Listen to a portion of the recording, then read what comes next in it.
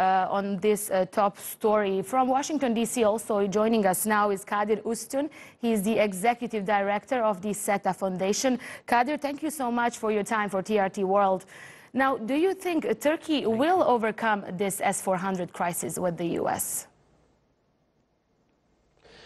Well, it's hard to say, to be honest. There are stark differences between the positions of both sides. The U.S. has put forward several different arguments. Before, it was about the NATO systems, the incorporation of the S-400s with the incompatibility, rather, of the systems with the NATO systems. And then now it's more focused on whether there would be a security threat to F-35s that would be flying over the Turkish skies. But Turkey is looking at this from a national security perspective, arguing that it needs an air defense system, and it has tried to purchase this from the U.S. before, and it hasn't worked.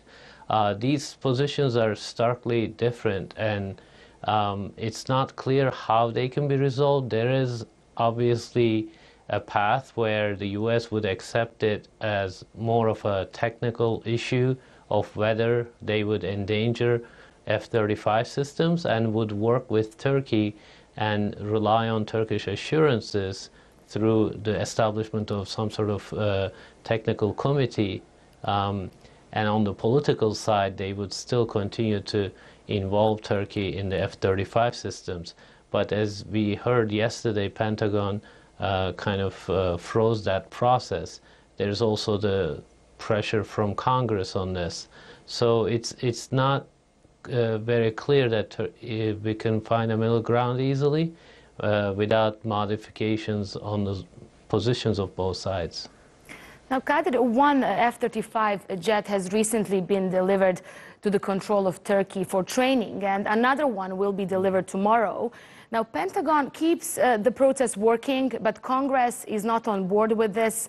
Now, will Donald Trump or State Department be able to convince Congress when it comes to this issue?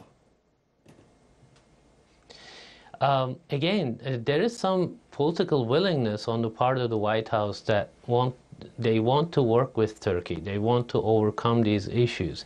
But there is, of course, the congressional pressure on Pentagon and on the administration through the legislation, CATSA legislation.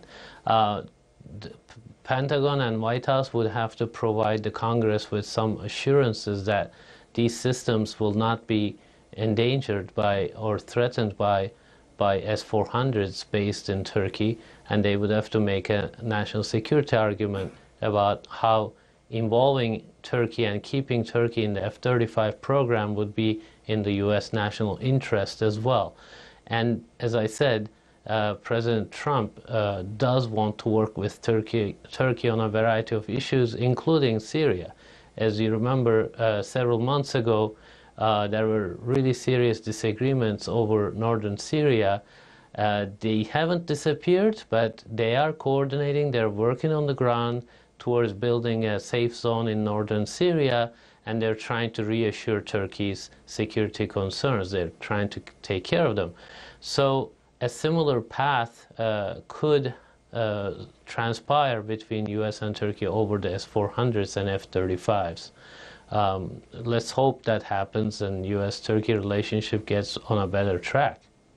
And what if it doesn't happen? What happens if U.S. cancel F-35s that Turkey ordered?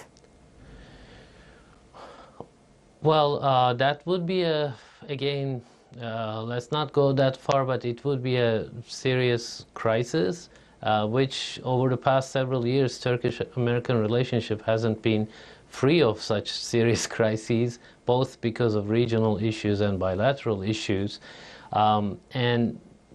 The U.S. may impose sanctions that would have serious consequences on the Turkish economy.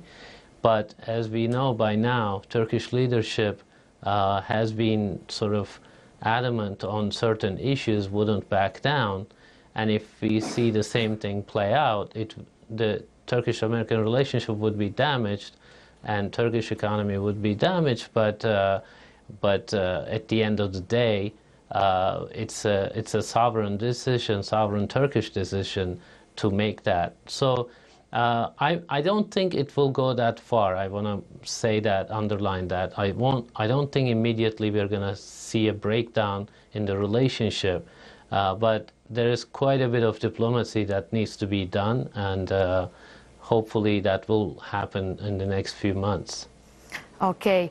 Thanks so much for that, Kadir Ustun, there live for us from Washington, D.C. He is the executive director at the SETA Foundation. We were talking about Turkey's S-400 purchase there, following that Turkish Foreign Minister Mevlut Cavusoglu's presser earlier. And that's the news for now. One-on-One Express is coming up next.